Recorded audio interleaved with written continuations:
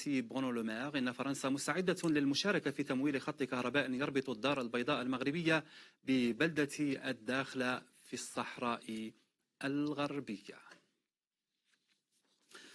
معنا إبراهيم ميلي للحديث عن هذا الموضوع. مرحبا بك إبراهيم. اتفاق على تعاون جديد كما يبدو على صعيد الطاقات النظيفة والنقل بين المغرب وفرنسا، كيف تفصل فيه إبراهيم؟ هي في الحقيقة عندما نفسر هذا التقارب الجديد الفرنسي المغربي فوزي، نتحدث عن بداية ذوبان الجليد الذي اكتنف العلاقات المغربية الفرنسية في السنوات الماضية. كما قلت وزير الاقتصاد الفرنسي يقول إن بلاده تريد مساعدة المغرب اليوم والاستثمار في إطار برنامج ثنائي في البنى التحتية، وخاصة فيما يتعلق بالطاقة النظيفة بداية بالهيدروجين الأخضر، كذلك طاقة الرياح والطاقة الشمسية. ويريد للشركات الفرنسية أن تدخل السوق المغربية، سوق الصفقات،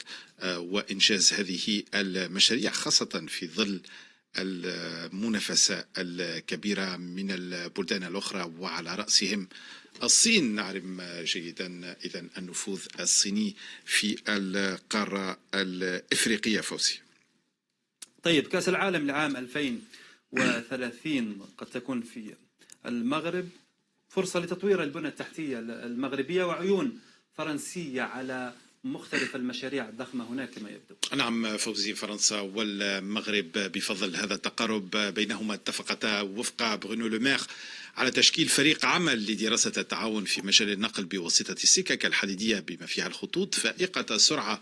وحظيت فرنسا بصفقة إطلاق أول قطار فائق السرعة في أفريقيا يربط منذ العام 2018 مدينة طنجة بالدار البيضاء. كذلك هناك نية لتمديد هذا الخط ليبلغ 600 كيلومتر ليبلغ مدينة أكادير جنوب البلاد بعد فوز شركة صينية إذن بصفقة دراسة هذا المشروع. اليوم فرنسا تريد المشروع برمته وتريد لشركتها إنجاز هذا المشروع. طيب، هناك أيضا حديث عن تطوير الشراكة في مجال الطاقة النووية كما يبدو. نعم، الطاقة النووية أيضا وفرنسا دائما على الخط. إذن المملكة سبق وأن أعلنت صراحة أنها تطمح إلى إنتاج 52% من الكهرباء النظيفة في أفق العام 2030. من جانب آخر برونو لومير عبر عن رغبة فرنسا في التعاون مع الرباط في هذا المجال وفتح الباب أمام الشركات الفرنسية للفوز بعقود في المملكة في مجال الطاقة النووية. ولا يملك المغرب حاليا أي محطات نووية لإنتاج طاقة. نستمع للوزير الفرنسي.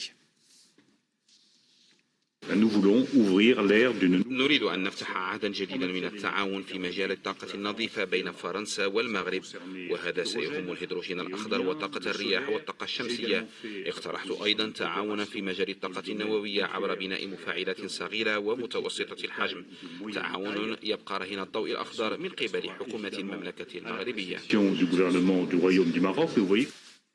طيب إبراهيم، فرنسا مستعدة أيضا لتمويل خط كهرباء يربط المغرب بالصحراء الغربية والأقاليم الصحراوية. وزير المالية الفرنسي دائما أكد أن بلاده مستعدة أيضا للمشاركة في تمويل خط كهرباء بقدرة 3 جيجاوات يربط مدينة الدار البيضاء المغربية ببلدة الداخلة في الصحراء الغربية، رغم حساسية هكذا مشاريع من الجانب الجزائري الذي ترغب باريس في الحفاظ على علاقات ودية وخالية من التصعيد معه.